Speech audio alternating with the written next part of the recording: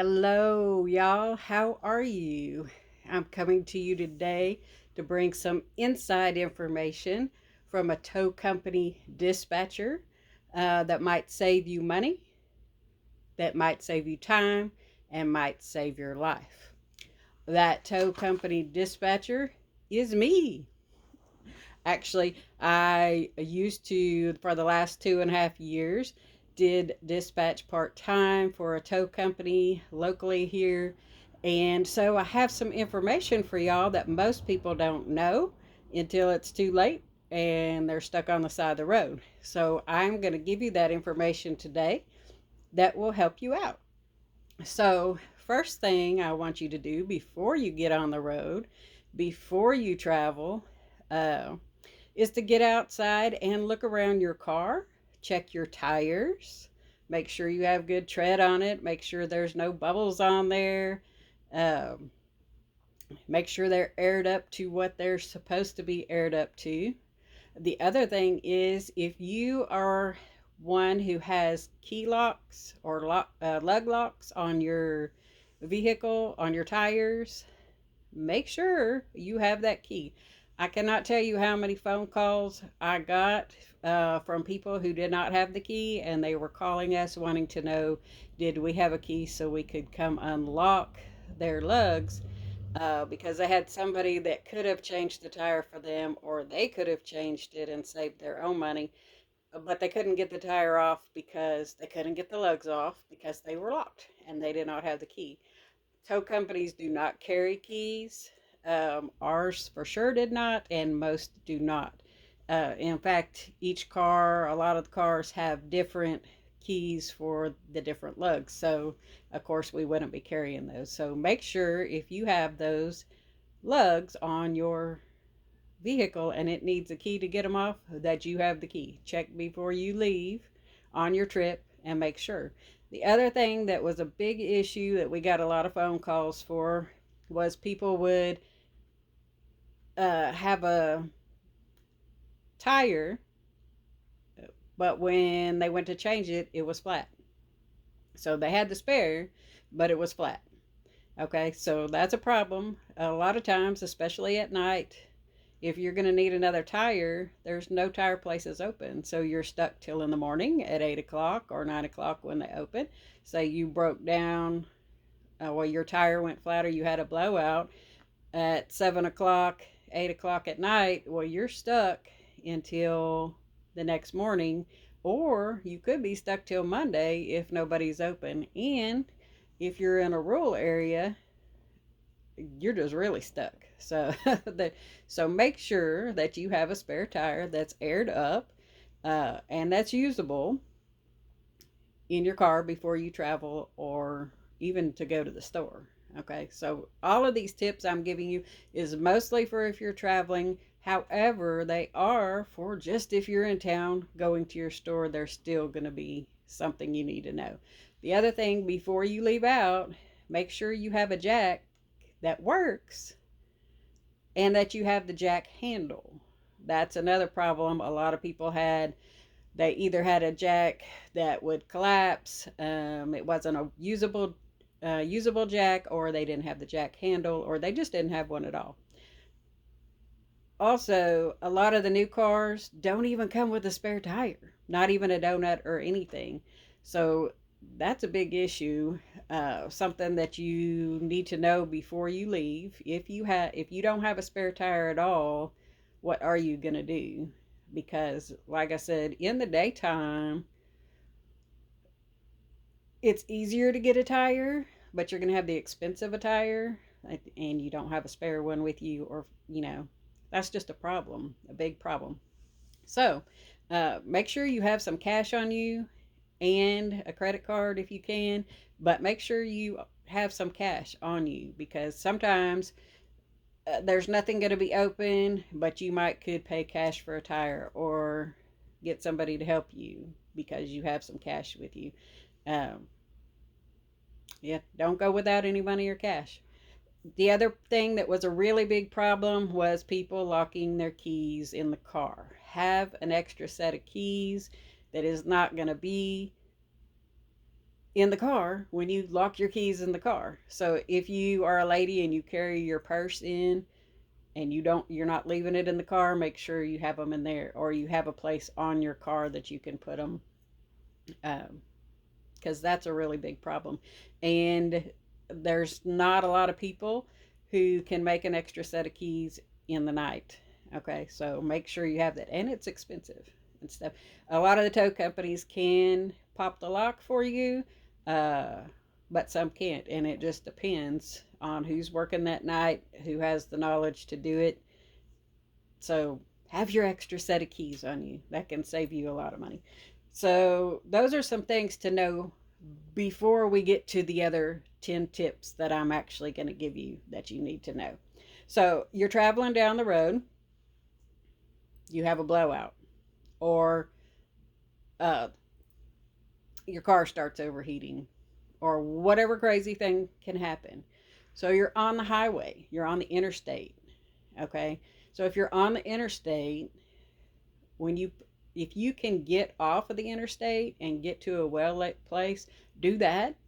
But if you can't and you're stuck on the interstate, you need to pull over as far as you can off the road, on the shoulder, as far over as you can without getting into the mud or anything like that. Go ahead and turn on your hazards if your car is still running. And if it's dark, keep your headlights on so the tow truck can find you, or the police can find you if they need to. I have some notes written down here and I want to make sure that I'm telling you everything. So, the first one was if you're pulling over on the interstate. Okay, we got you to the shoulder, you got your lights on, all of those things. The biggest problem for the dispatcher, for the tow company, and the dispatcher for the police department or sheriff's department is the person calling does not know their location. They don't know where they are. They've been driving a long time, they're kind of zoned out. They don't know where they are. So when I'm asking you, where are you at? You tell me, I don't know, it's dark. All I see is trees. I can't find you. I can't find you at all. So while you're driving, try to pay attention. What was the last exit you saw? What was the last town you went through? So I have at least, some idea where you are. And then from there, if you have your phone with you, you can say, Siri, where am I at? Or, or put it in your maps and it'll show you where you're at. So before you call me, try to figure out where you are. That'll save you time and get me there faster, or the police there faster. Why you might need the police first is if you've had a blowout or your car is just inoperable and you're blocking the road, of course you need off the road, and they need to know that, and they're going to come out and hold traffic so you don't get hit. Otherwise we're going to get there. If you've had an accident or you're blocking the road and the police come out, they're going to call a duty wrecker, which is going to cost you a lot of money. So I'm going to tell you how to get around that. So if you're in a safe place, that's good. If you are blocking the road and the police are headed out there, you've already called the police. Next call you need to make is to your own local tow company. Get on Google Maps, who's the closest to you, start calling anybody local to where you're at. If you're not in your town, so you don't know. So Google who is the closest tow company to you and call them. If they can get out there, hey, I'm blocking the road. Need to tell them that. I'm blocking the road. I've been in an accident or whatever. I want you to come. Then when the police get there, you tell them, I have such and such tow company on the way. That way you're not paying duty wrecker fees on top of the regular fee that it would be to move your car. Because if the police come out to do it and you're blocking the road or you're a safety hazard, they have to call the duty wrecker that's on rotation. And so there's working time, there's a duty wrecker fee, there's all these extra fees added in on top of just the regular tow. When if you call yourself and get the company out, all you're paying is the fee that the regular tow company would charge. So if it was like an in-town fee was $85 or something like that, if that's what the price was, you would be paying that if it's just simply getting you off the road, instead of the $200 for the duty wrecker to come, plus their working time, plus the $85 then to move. See what I'm saying? So call your own wrecker if you can. Of course, if you're hurt or something like that, you're not going to be able to. But if you can, that's something good to know. The other thing is, if you have a road club like AAA, or I don't even know what they are, but like, you know what I'm talking about. You call your AAA to come help you, or your insurance company to come help you get off of the road. I want to tell you the inside information on that is that company is going to call around. Once you call them, they're going to call around to all the tow companies. That tow company could be 100 miles away, but they're the cheapest one. So that's who they're going to use. They're going to call the cheapest company. They're going to call around till they find the cheapest deal for them while you sit on that road and wait. I've had people wait 4 and 5 hours on the side of the road when our company was just down the street. We had the wreckers. We could have been there in 30 minutes, but we were never called. The customer finally called and said, "Hey, do you have anybody, AAA or whoever the company was?" I'm not putting AAA out there. I'm just using them as an example of a road club. But there are millions of different road club companies, and insurance companies go through different people. But anyway, they had called their road club. We'll just say it that way, because again, I'm not saying anything about AAA. I was just using them as an example of a road club. But anyway,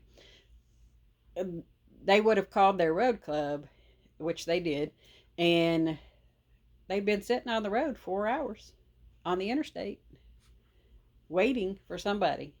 And they kept telling them that they didn't have anybody, that everybody's busy and whatever. So this person had called us and said, "Hey, uh, do you have a driver? How long could it take you to be there?" "Well, I could be there in 15 minutes. "Well, why didn't you come all this time?" "Well, we were never called." So what they wound up doing was calling back to their road club and said, "Hey, I found a tow company. They can do it. Why haven't you talked to them?" Whatever. And so then they got with us, and we went ahead and went and got the person, and they were off the road in 20 minutes, 20 minutes, 30 minutes, something like that.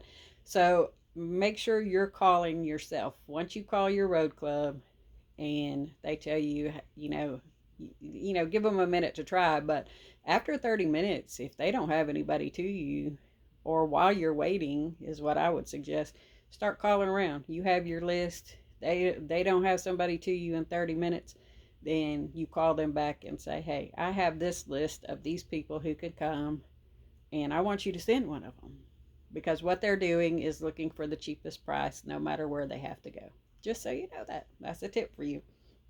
Okay, so we did that. Uh, Depending on if you're in the middle of the road or not, you need to really stay in your car. Don't get out on the highway. Don't start trying to walk somewhere or whatever.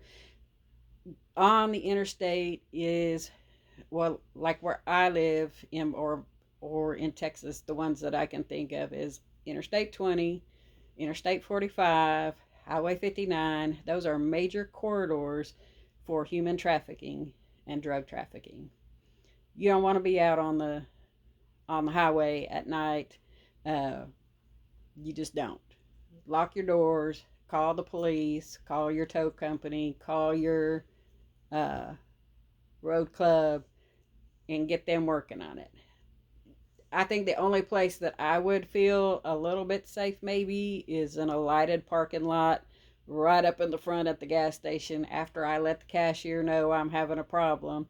If somebody maybe pulled up and some good old boy, some country boy said, "I can change your tire." But you need, even if that's the case, you still need to be watching around. Who's with them? Who's looking at what you have? Who's scoping out what you have? And don't tell them where you're going. that kind of thing. So, something to watch out for. Don't get out of your car while you're waiting for the tow truck or waiting for the police to come. Stay right there, lock your doors, let somebody know where you're at. Also, uh, call around to the different tow companies. Different tow companies have the same, uh, if let's say they're towing you 10 miles. Well, one company, I'm not going to say this is the price, but I'm just going to use an example. One company may say $85. Another company for the same tow for the same amount of miles may tell you 125. Another company may say 150. Another one may tell you we don't have anybody. So make your phone calls. Look on Google, what's the tow company closest to me, and start calling those numbers. Compare prices. Compare prices. Okay. Also, um, let's see. We talked about all of that. Your tow driver is a wealth of information for the local area. So talk to them when they come out. If you need your car serviced and you don't know where to take it because you're not from the area, might have good recommendations for you.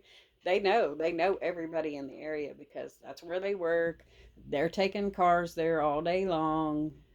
They're very familiar or whatever. They can also tell you what hotel. Some of them will drop you off at the hotel if you ask. As a courtesy, they'll do that. You can ask, hey, or like the town that I was working in, there was not any Uber drivers or whatever. So sometimes, well, most often than not, our drivers would drop you at a hotel or drop you, I don't know, like at the IHOP or something like that if you needed to just be somewhere until somebody else could come get you so you're not on the side of the road. If they needed to take the car back to our yard because the insurance company was coming to get it, then they would drop them off either at the hotel or like an IHOP till somebody can come pick them up. So that's something to know and to ask for. Again, the drivers are a wealth of information. Also, if you're in a wreck and uh, you have full coverage insurance, let that insurance company take care of that. Don't try to have it towed to your house or towed anywhere else like that. Let the tow company go ahead and tow it to their yard for the insurance company to come get, and let them take care of it. That's less out of pocket for you. So I think I did 10 tips. If I didn't, you can tell me in the comments. If you have any tips for anybody, leave them in the comments. Those are some things um, that was such a problem when I dispatched and that people didn't know.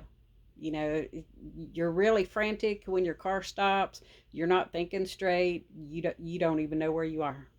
I'm telling you. Almost the majority of people called would say, "Ma'am, I don't even know where I'm at.